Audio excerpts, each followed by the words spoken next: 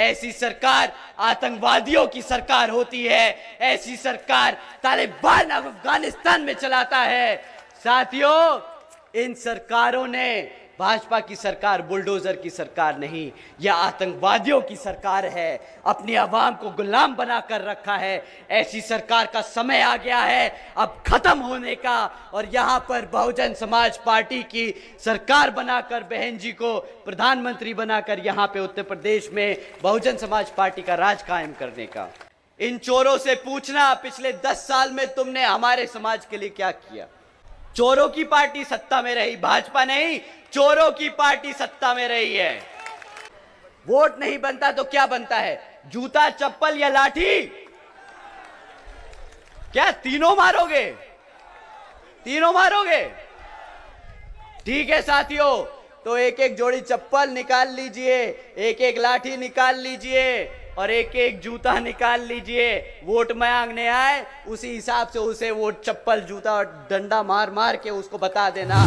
आकाश आनंद की बहुजन समाज पार्टी में हाल ही में वापसी और उन्हें मुख्य राष्ट्रीय संयोजक नियुक्त किए जाने के बाद उत्तर प्रदेश की राजनीति में एक नई हलचल देखने को मिल रही है। कांग्रेस नेता मलूक नागर का बीएसपी के लिए छलका प्रेम, कहा आकाश आनंद को जिम्मेदारी मिलने पर बीएसपी की ताकत और बढ़ेगी। मलूक नागर भी बीएसपी में वापसी के लिए चल रहे हैं सियासी दांव। खैर, आगे बढ़ते हुए आपको बताते हैं कि कांग्रेस नेता अजय राय ने क्या कुछ कहा है। कांग्रेस नेता अजय राय ने कहा कि आकाश आनंद की नियुक्ति को लेकर बसपा की स्थिति पर कटाक्ष करते हुए कहा कि पार्टी का भविष्य अंधकारमय है और वह जल्द ही खत्म हो जाएगी।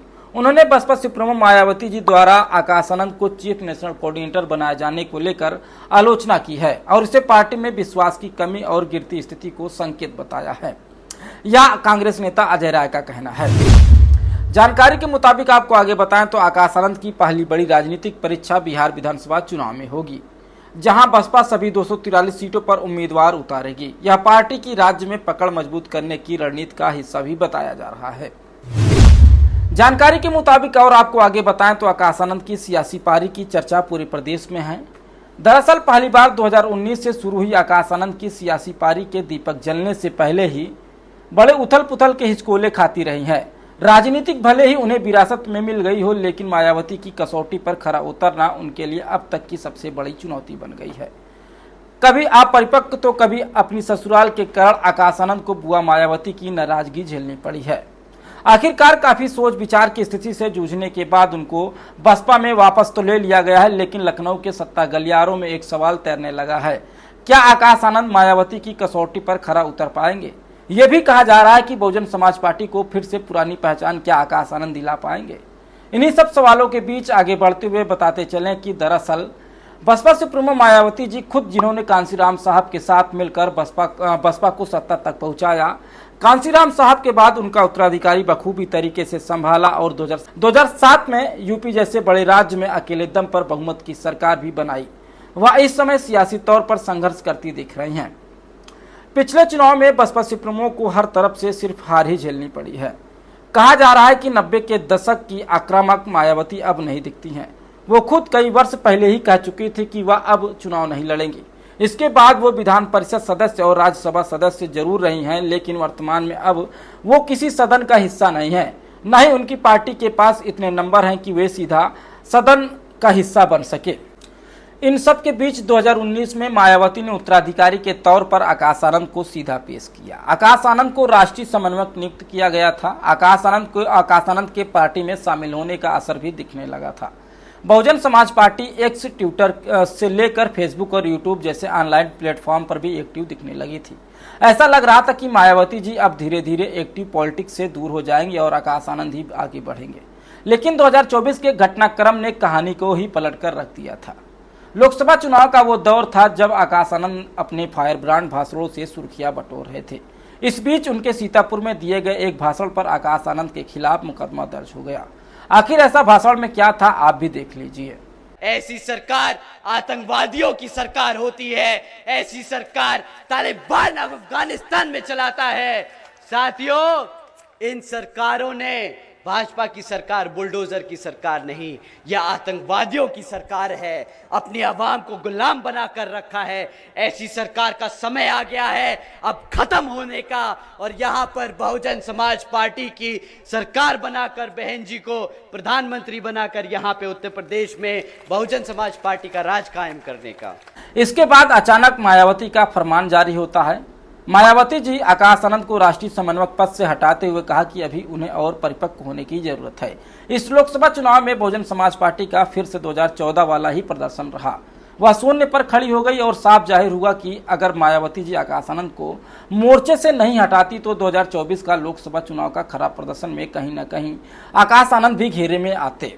ऐसा तब और साफ दिखने लगा था जब लोकसभा चुनाव के बाद आकाश आनंद की फिर से वापसी हुई। उन्हें दिल्ली चुनाव का प्रभारी भी बनाया गया था। हालांकि इस चुनाव में भी बसपा का जनाधार और कम हो गया था। उत्तर प्रदेश उपचुनाव में भी बसपा कुछ खास नहीं कर सकी थी, लेकिन आकाश आनंद मेहनत खूब किए थे, बसपा को इसका लाभ नहीं दिला सके थे। दिल्ली चुनाव के बाद फरवरी आते आते ही आकाश आनंद की कहानी में एक और ट्विस्ट आ गया। मायावती ने एक कड़ा फैसला लेते हुए पार्टी के राज्यसभा सांसद रहे और आकाश आनंद के ससुर अशोक सिद्धार्थ को पार्टी से बाहर का रास्ता दिखा दिया। इसके बाद मायावती ने आकाश आनंद को भी 2 मार्च को गुटबाजी के आरोप में बहुजन समाज पार्टी के सभी पदों से हटा दिया और अगले ही दिन उन्हें बीएसपी से भी निष्कासित कर दिया था। मायावती जी की तरफ से यह साफ कर दिया गया था कि आकाश आनंद अपने ससुराल वालों के प्रभाव में हैं। मायावती के इस फैसले के बाद आकाश आनंद की तरफ से बाकायदा सोशल मीडिया के जरिए गलतफहमियों का जिक्र करते हुए माफी भी मांगी गई थी। आगे 13 अप्रैल को मायावती ने उन्हें माफ करते हुए दोबारा पार्टी में शामिल करने का ऐलान भी किया। अब मायावती ने उन्हें चीफ नेशनल कोऑर्डिनेटर बनाने के अलावा जल्द ही उन्हें देश भर में पार्टी के कार्यक्रम और अभियानों की जिम्मेदारी देने के संकेत भी दे दिया है। यह खबर सोशल मीडिया से लेकर मेन स्ट्रीम मीडिया तक चल रही है। इसी बीच ये भी जान लेते हैं कि आखिर क्या है आकाश आनंद का राजनीतिक कैरियर। लगातार यह सवाल सोशल मीडिया से लेकर मेन स्ट्रीम मीडिया तक उठाया जाता है। साल भर सियासी भूचाल झेलने वाले आकाश आनंद पर अब पूरे प्रदेश की नजर है।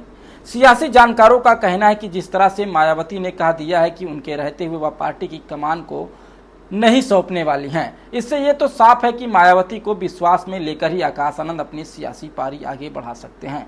इससे पहले मायावती जी भी चाहती हैं कि आकाश आनंद इतनी बड़ी जिम्मेदारी उठाने लायक बन तो जाए। जाहिर है कि एक तरफ आकाश आनंद को मायावती की कसौटी पर खरा उतरना जरूरी है, तो वहीं दूसरी तरफ बसपा को दोबारा खड़ा करने की भी बड़ी चुनौती भी मानी जा रही है। बदले दौर में राजनीतिक हाईटेक रूप ले रही है। खुद मायावती जनता से ऑनलाइन संवाद कर रही हैं। बसपा की सबसे बड़ी चुनौती यह है कि पार्टी में पुराने नेता अब गिनती के हैं और युवा कार्यकर्ताओं की भारी भरकम कमी है।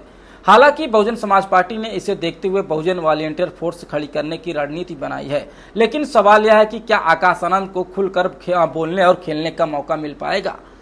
इस पूरे विश्लेषण पर आपकी क्या कीमती प्रतिक्रिया है, कमेंट बॉक्स में कमेंट करके जरूर बताइएगा। जिस तरह से आकाश आनंद को लेकर इस समय देश भर में राजनीतिक प्रक्रिया चल रही है, इस पर आपकी क्या कीमती प्रतिक्रिया कमेंट करके जरूर बताइएगा। वीडियो अच्छा लगा तो दबा के शेयर करिएगा और चैनल को सब्सक्राइब करना मत भूलिएगा। धन्यवाद।